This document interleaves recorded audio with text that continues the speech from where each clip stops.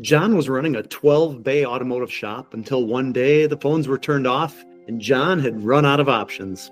It ripped my guts out. But, I never filed bankruptcy. I was $250,000 in debt when I closed the doors on back rent and parts bills and everything and tax bills. Not deterred, John paid off all his debt, learned from his mistakes, and built several very successful businesses since then. Listen in. Thanks for joining us all the way from Arkansas. I know your claim to fame down in Bentonville is the whole Walmart thing. Are you from there? No, well, I grew up in central Arkansas in North Little Rock. And then been how up did here you... about 34 years, something like that. My wife is a twin. Her twin and her husband moved up here right after they got out of college, and he did go to work for Walmart. And my first career was an automotive mechanic. I had a 12-bay automotive shop that I had no business being in business. I was a great mechanic. I don't know if you've ever read the E-Myth Revisited, but that was my story. I mean, I was a great mechanic. I knew nothing about business. So when I crashed out about $250,000 in debt, I started working on fleet trucks to pay back the debt. My wife got a job to move up here and teach with her sister at the same school. So we moved up here, and BBB, the company that we own now, was one of my fleet customers, and I worked on their trucks, and it worked into where I became part owner about 30 years ago. Well, it's interesting you say that you were a great mechanic but didn't understand the business side of it. I think you own a wrecker business as part of that too? Or yeah, back then, yeah. Yep. If you have 12 bays, you obviously had guys working for you too. Where did you go sideways and how did you? Oh my gosh. Again, the book E-Myth Revisited, Sarah learns to bake pies from a family member. She loves to bake pies. She's so good at it. Everybody says, you're so good, you should go into business. Well, I went into business, and actually what happened, I bought the guy that I worked for opened a second location. I bought the wrecker to run at the second location. He had the wrecker at the first location. About a year and a half in, he said, yeah, this ain't working. I'm closing the doors. And I was like, well, just sell me your equipment, because I've got a payment on this wrecker. I've already got a business established. And so I went into debt buying this business. And but I didn't know about payroll taxes. I didn't know about profit margins. I didn't know anything about business. I just knew how to work on cars and operate a wrecker. So you were just kind of shooting from the hip, charging a wage, but never really paying attention to the details of the business side of it. And you're in your 20s though, right? Yeah, I'm in my 20s. I had no idea what details I should pay attention to. How did you get to be like a car guy? Is just something you learned when you were a kid, tinkering around with cars? Like, how did you just become a mechanic? Well, so I've always been the take it apart, see how it works, and try to put it back together guy when I was a kid. My first job was flipping hamburgers at Jack's Dairy Freeze. I was 14 years old. And at 15, a guy at our church had a garage, and I was making $1.45 an hour flipping burgers, and he offered me $2.25 an hour to come help him do oil changes and change tires at his garage. And so I was like, well, heck of a pay raise. I'm jumping on that. So at 15, I started working in the shop, and within about a year of that, I just had a knack for it. So I was doing, engine overhauls and brake jobs and transmission swaps and clutch jobs. I mean, I was basically, and the older I got, of course, the more savvy I got with it all. So I just had a knack for it. So they gave you a little bit more responsibility. So you're doing this whole auto mechanic thing. It starts to go sideways on you, and you recognize it. And I think your own words, you basically just bail. Well, that's an eloquent way to say it. That sounds like I had thought into how I was going to bail. Actually, what happened is I came into the shop one day. I don't know how many months behind on my rent I was. I came in and the phones were turned off, and because the check had bounced, and I was basically running down to the parts store writing it, because they put me on COD because I couldn't, I was behind on my parts bill. I'd run down and buy parts and write a check that was hot, try to get the car fixed, collect from the customer, and get to the bank before they closed to cover the check that I'd written that morning. I mean, I was an idiot, and I just was, just floundering around trying to figure out how to make things. So when the lights got turned off, or the phones got turned off, I just looked at my guys. I said, well, I guess that's it. So I got on my cell phone, which was a bag phone at the time. and started calling all of our customers saying, we're either going to be able to fix your car today or we're not going to be able to fix it. And yeah, it just kind of imploded. It wasn't What like is this, like the late 1990s? it was the early 90s. Yeah, like in 92, 3, somewhere in there. Are you like morally deflated then, thinking I've really messed this up? Where do I go from here? I mean, your mindset has to be a little bit rough at that time, No, probably dude, beating yourself up. It's totally emasculating. When Julie and I got married, I was 20 and she was 21. She's 11 months older than I am. We bought a mobile home and put it on a rented lot. And I told her, I said, we're only going to live in that for about a year or so. Then we're going to buy some land, move the mobile out there. And then eventually we'll build a house. And, 12 and a half years later, we're still living in the mobile home on the same rented lot. And, the guy that didn't produce when we get married, we promise them they're going to be a queen of our castle. And yeah, so no, it ripped my guts out. But, I never filed bankruptcy. I was $250,000 in debt when I closed the doors on back rent and parts bills and everything, and tax bills. When I moved up here, I went to work for a garage at 8:00 in the morning. I dropped my girls off at school, went to work at the garage. I got off at 4, came home, ate dinner with the family, got in my truck and went out and started working on fleet trucks like Golden Flake Potato Chip and Ferrellgas. And over the next 4 years or so, between my efforts and my wife's efforts, we paid that $250,000 off. We bought our first house. I just had grit, man. I mean, yeah, it kicked me in the gut, but I just didn't quit. Well, you had perseverance. You realized, Right. like, I'm not going to be that guy that just takes the easy way out. And there's something to be said for that. Right. Eventually, you work yourself out. You're not a mechanic anymore. And you made the comment earlier that you ended up acquiring BBB you were working on their trucks. Well, so I did, yeah, and I love your word acquire. That sounds like that was a calculated move as well. The guy that I went to work for couldn't get along with his 2 brothers. The 3 of them owned the company, and it was just, I think I started running their portable toilet route for extra money too. I think I was servicing like 65 units a week or something. What year is this? What year-ish? That would have been in like 93, 94. So we're still in the early 90s. Oh yeah. Yeah. So, I was working on their trucks, running their portable toilet route. And, I was best friends-ish with Dave Davis, who is still my business partner. The guy that I was working on with that owned BBB that I was working for was dating Dave's little sister at the time. Dave was an outside salesman for Rideout Lumber Company, and he actually had training in store management and that kind of thing. Somehow Phil talked Dave into coming to work for him with BBB to kind of, with all those contacts he had in the builders community, getting us more portable toilets rented out. About a year into Dave coming over and me, within a year of me servicing the toilets, we were already up almost to 200 toilets because I kept them clean and the market was here. And so the three brothers still couldn't get along. So the 2 brothers told Phil, you got to buy us out. So Dave and I and Phil formed a new corporation. I want to say in 94 or 95, something like that. And that corporation, we got a small business loan, bought Phil and his brothers out. And so Dave and Phil and I now own the company. And then Phil left us about 10 or 11 years ago, something like that. And it's just Phil been was Dave one of and the us. original brothers, one of the original BBBs. Well, the original BBBs were Bill, Brian, and Bob or something like that. Bill and Patty Hyde started the company in the early 80s or mid 80s. So it's been through several different owners. You're the one now. It's all that matters. Yeah. Eventually, you and Dave buy out Phil. This is still the 90s? No, when we bought Phil out, it was like 2013 or 14. Okay, you've got a couple hundred toilets. You're helping them grow this business.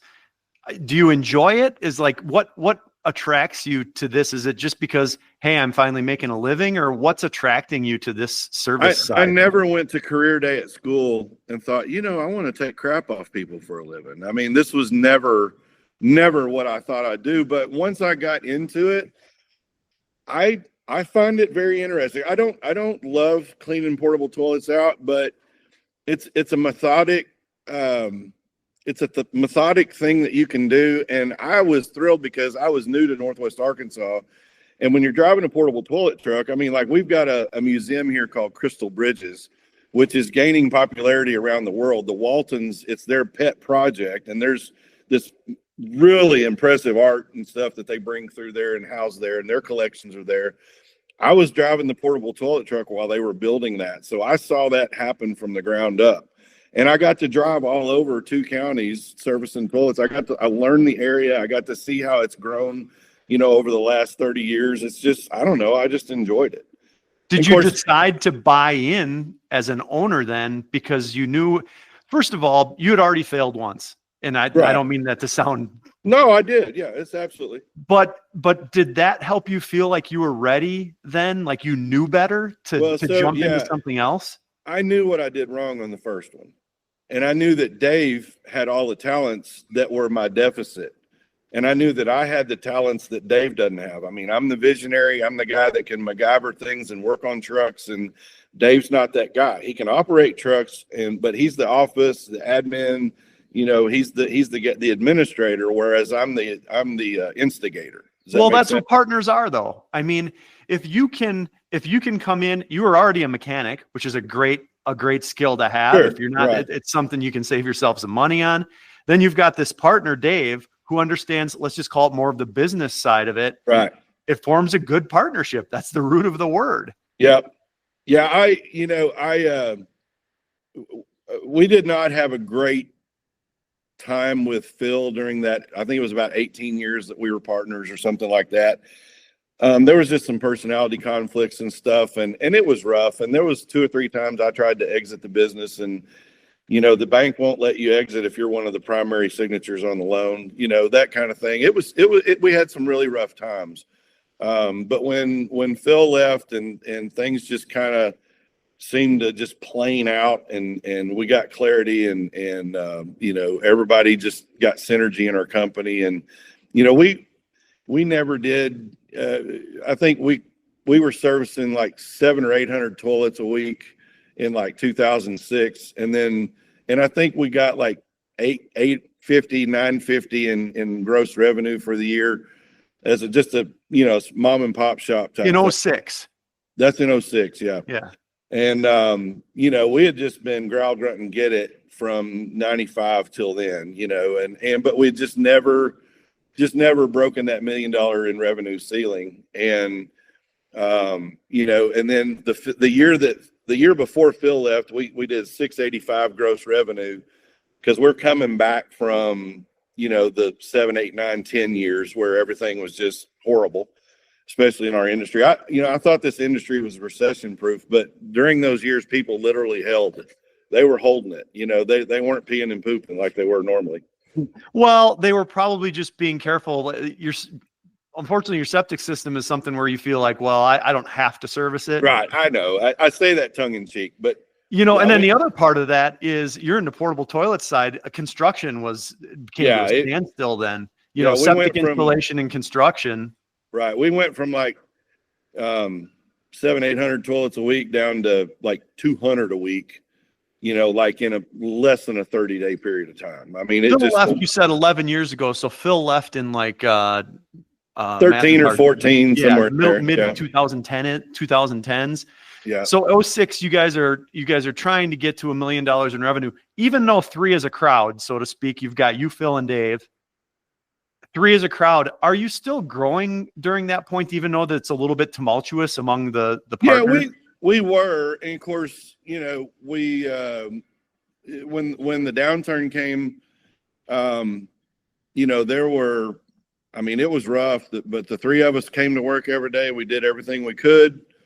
We went from the week between Christmas and New Year's to sometime in April, usually for the next 4 years. We went those 3 months or 4 months without a paycheck, and then we'd try to catch it up the rest of the year. We were all living off what our wives made, trying to keep this thing afloat, and we did. Well, we made it, Sadly, the septic business, a little bit more so than the portable toilet business, is extremely seasonal, and there's a lot of making sure you squirrel away your money, what we live in northern Wisconsin, and there's seasons for septic pumping and even Right. portables, honestly. Yeah. Where you are, the weather's a little bit more, what's the Yeah, word? we don't.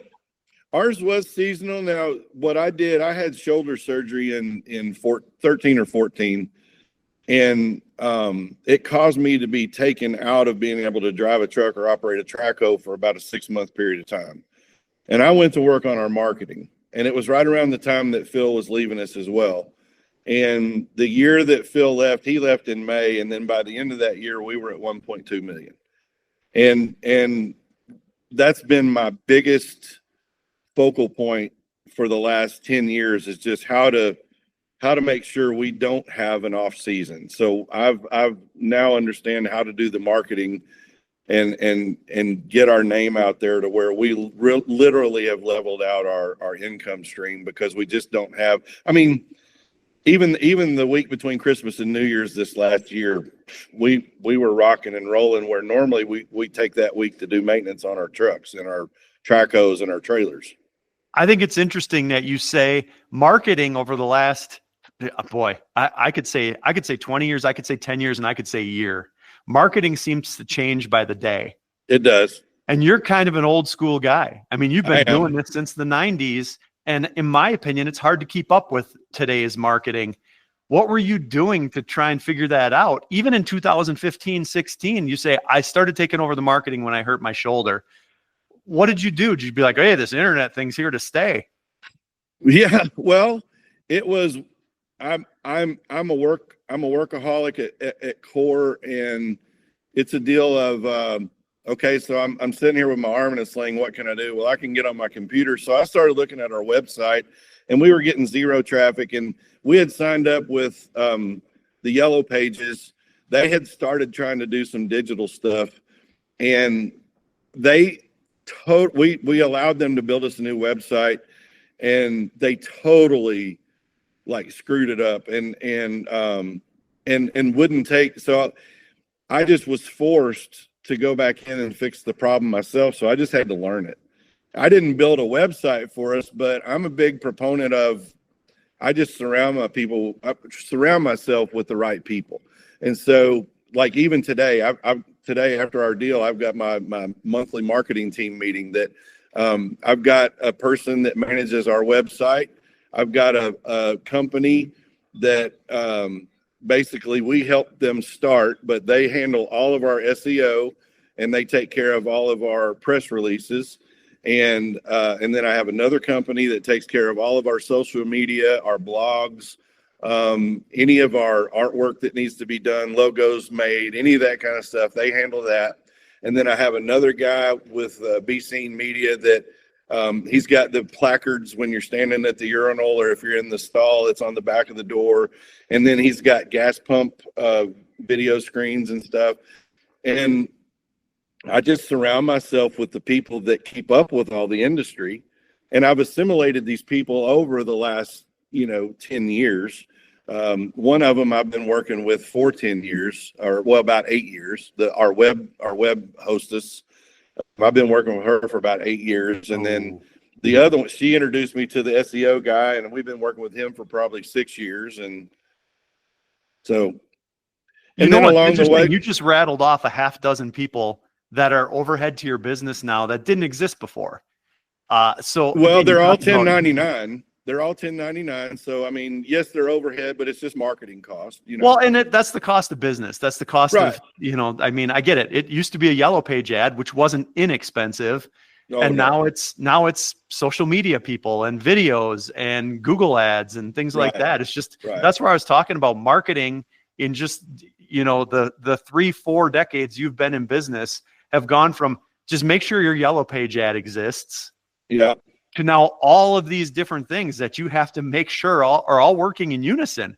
Your Facebook page has to talk to your web page, has to talk to your YouTube page, and you embed your videos, and which is why you have to surround yourself with good people. So it's interesting that you're just recognizing this is how we have to grow. Well, and how they talk to each other is even more important, because Google, the amount of, so when they call it the web, I mean, literally when you look at how your website communicates with your blog post, communicates with your social media, communicates with, I mean, the way they all interact, all those interconnecting links are what gives you validity with Google, and it ups your score. The more reciprocal links you have, it ups your score. Well, the second thing I figured out when I was looking at our website back in 14 was that you have, whatever your business is, you probably have 100 or more different listings on 100 or more, and it's probably way more than that now. Like, you're on Bing and City Local and all these different search engines.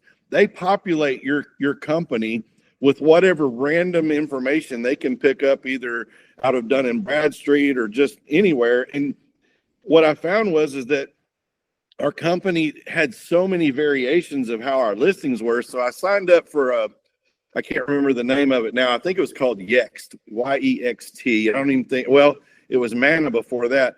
But it was a service that they would go in. I would pay them $150 or something. I'd get a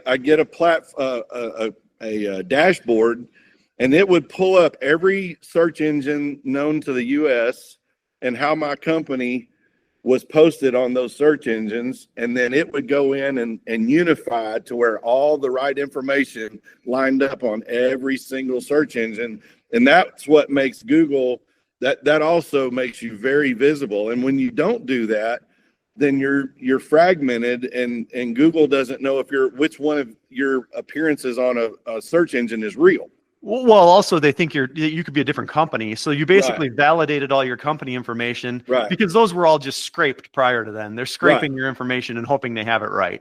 Right. And all I've done since then is I just, like, I found a system actually at the Wet Show, and I can't remember the name of it now, but we signed up with them, and basically it inserted a deal in our accounting software that 4 hours after we do service for anybody, a message goes out via text or email, says, "Hey, thanks so much for letting us take care of you today. Would you recommend us to your friends and family?" If they say yes, then it sends them another message that said, "Hey, we'd love to see you post your feelings about that on whatever platform you found us on, whether it's Facebook or Instagram or web or whatever." And then if they click no, I wouldn't recommend you, then all the service centers, all the CSR desk in my office light up saying this person wouldn't recommend you. And so somebody calls that customer immediately and says, "Hey, we just got a message saying that you wouldn't recommend us. Is there a problem? You know, what do we need to fix? What happened?" I'd say 85 to 90% of the time that happens, they go, "Well, I clicked yes. I don't know why it told you no." But the rest of the time, like, we had a lady a few weeks ago, and she said, "Well, I was happy with the service, but they left an oil stain on my new driveway. The truck did, you know." And she's like, "Well, my goodness." So we had our operations manager and a team up there, and we cleaned that driveway within an hour of that phone call. And the lady gave us a raving 5-star review because she's like, I can't believe customer service like this still exists." Yeah. So we did that. But so my competitors around here have like 10 or 20 reviews. We've got like over 1,200 reviews because we instigated that automated system into our marketing program. So there's just things like that I've picked up along the way. I'm not a savvy guy when it comes to how it's implemented, but I am savvy in what we got to do. Recognizing what needs to happen. Right. Let's talk about what that's done for your business. Where are you guys at today? You know, how many employees do you have? How many toilets do you have? What are you doing? So we're servicing about 1,300 toilets a week.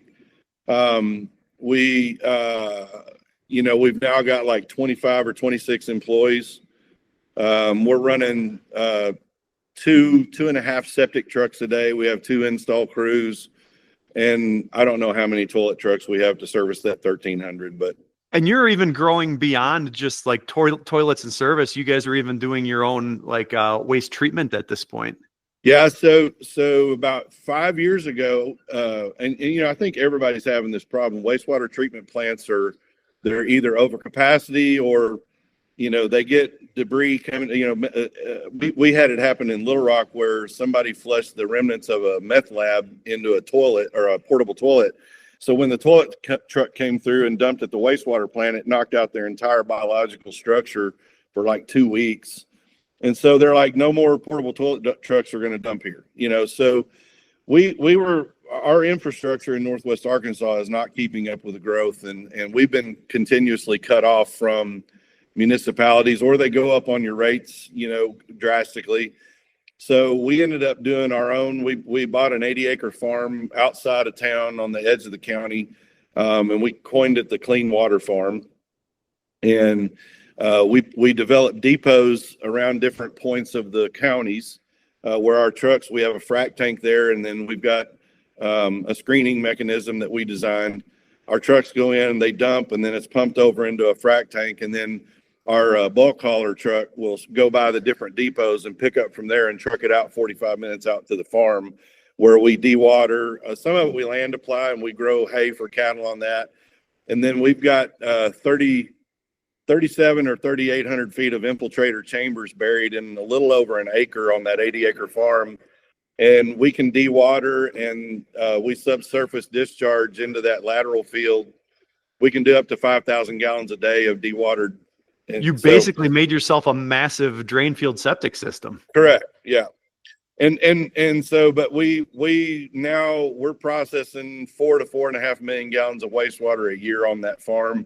And we don't go to any wastewater. We don't go to any municipalities to dump anymore. We 100% self-sufficient on our own dumps. Are you doing all your own stuff, or are you doing it for others too? We're only doing ours right now because we're pioneering in other ways. And I need my case studies to be pure, and I don't want to chance bringing somebody else's waste in that messes up my consistency in my numbers. I mean, when my trucks are dumping, I know my percentage of portable toilet waste. I know my percentage of septic waste, holding tank waste. So it allows me to keep the science where it needs to be. It's easier for us to do it that way. From a guy who was kicking rocks, thinking he messed up his future, so to speak. At least that's how what my mentality would have been. Sure. When everything went sideways in the mechanic shop, to where you are today. What do you attribute that to? Again, just perseverance, or learning from your mistakes? All of that, like how, you've come a long way. Right. Yeah. I've been married I've been with the same woman for 45 and a half years. We've been married for 40. I've just always made it a point to surround myself with the right people. Somebody taught me a long time ago that your income is an average of the 5 people you spend the most time with. And so I'm not trying to hang out with rich people necessarily, but I try to hang out with people who think in a profitable way, if that makes sense. When I don't know an answer to something, I have no pride or problem in asking somebody that I think has an answer, even if they're younger than myself or whatever. I just, and I started reading a lot back in, I don't know, 2000, probably around the mid 2000s, 2004 or 5. I started reading like Think and Grow Rich, and then later on I found like the E-Myth Revisited and the Go Giver. I think probably the biggest thing that had an impact on me was it's a book called Blue Ocean Strategies, and the subtitle is How to Make Your Competition Irrelevant. And the gist of it is, at lunchtime, every McDonald's, Wendy's, Burger King, they're all competing for the same food dollar. And so that's considered a red ocean. That's a bloodbath. And price is pretty much all that dictates how they do business. Well, if you take the workout world, you've got World Gym, Gold Gym. They're all competing for the same fitness dollar. And then Curves comes in, and they serve a market that was totally ignored, which was the housewife, who didn't want to have to put makeup on to go work out. She didn't want guys staring at her butt when she was working out in her tights. And so Curves became the fastest growing chain in the workout world, because they served an unserved market. So that was a blue ocean. So there's no competition in a blue ocean. And so Dave and I started applying that principle. So we have a great portable toilet business, but we don't focus on that because it's a red ocean. Everybody can buy a toilet, buy a truck, go pump it out. Limited barriers to entry. Yeah, and you've got, and it's based on price basically. Reputation really doesn't have a whole lot to do with it because everybody's just trying to save money. Well, and But anything that's based on price is always a race to the bottom. Right. But and it's a bloodbath. So the blue ocean for us is, how do we become the most revered and most sought after septic company in Northwest Arkansas? And every bit of our marketing, everything we have done for marketing has been education focused. How do we educate the public on how to take care of their system? And we've become the authorities in our market space. And when people ask me who our competition is in the septic world, I'm like, yeah, we don't have any. Now, there's other people that do what we do, but nobody does cradle to grave. We do soil test, design, install, repair, replace, pump out. I mean, we do it cradle to grave, and we're the only company in Northwest Arkansas that does cradle to grave on septic. So, and then with our longevity, 30 years, the people that we have, we're certified in advanced treatment units. We do municipal stuff. There was one step system we did. We plowed 9 miles of drip tubing in to expand their system, and we only had like 2 pinholes when we got to our inspection point. So, we've just become the authority. So that book changed Dave and I's mindset about how we approach which parts of so my marketing and everything is focused towards our septic side. I don't do anything with the portable toilet as far as marketing. We just have a reputation there. I've got customers still that I started servicing 30 years ago when I first started driving the truck, that we're still servicing those same people now. Where do you see this business 10 years from now, especially given how far it's come in the last 20? Well, so, I mean, I would see us probably at 40 to 50 employees in the next 10 years. I mean, there's more septics being installed in our 2 counties here than 96% of the rest of the state. I mean, we're doing, there's more, and we're just getting more and more customers every day. Plus we're maintaining, the customers that we've had all this time. We're really excited about the clean water farm. We're working on a project right now. We're working with a company that builds aerobic digesters that take the solids that come off of our dewatering process, and it actually turns it into a Class A soil amendment product that you don't really need any kind of permitting to apply it on farm fields. In fact, it looks like we've got nurseries and sod farms that are going to pay us for that product. So I'm working on that right now. We recently launched a new company that basically builds the machinery that we've invented and adapted out of, like the oil industry and stuff. We just launched it at the Wet Show. It's called the Muck Raker. And basically it's a vibratory screen that allows us to dump our trucks at 400 gallons a minute at full push. So I can unload a 4,000 gallon tanker truck in 10 minutes, where when we were using bar screens and plate screens before, it would take us 45 minutes to an hour to rake all that stuff out, and you'd have to dump it gravity. You'd have to shut the thing off, keep raking the trash out. Now my trucks pull in. The guys hook a hose up and smoke a cigarette while the machine separates it at 400 gallons a minute. The trash drops into an auger system, which squeezes it up into an extruder tube and squeezes all the water out of it. So when the trash comes out the waste gate, it'll meet the requirements of the landfill, the paint filter test.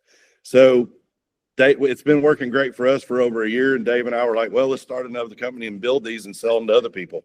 So now that's what because you had all kinds of time on your hands, I'm guessing. Well, when I see a problem, I just need to fix it. And, time is money. And so that's allowed us to add at least one more septic pump out per truck per day. Well, I mean, if you add $500 a day or income to each truck, that's 10 grand a month in additional revenue. Well, you said something really interesting there, and I'm not even sure you recognized you said I saw a problem and I fixed it. And I have a stepson who he dreams of being an entrepreneur. I love entrepreneurial things. That's what I live for too. But he thinks that he's going to find his next entrepreneurial idea off of TikTok or Instagram. And I keep telling him, no, you're not going to find it. Somebody else has already done that. That's a red ocean. Right. Okay? Exactly. But you just found a blue ocean. And I keep trying to tell him, you need to find the problem and fix it. Yep. And he's currently living in Florida. And I said to him, you're surrounded with old retired people. And I said, you need to start a business called Local Grandkids. Yeah. And you need to go out there and just get their iPhone working. Yeah. Set up their YouTube TV. Yeah. And he looks at me like I'm speaking Spanish. Right. Check out John's newest endeavor, the Muckraker, at vibrowaste.com. That's Vibro, V-I-B-R-A waste.com. For more great interviews with people like John, please be sure to like and subscribe.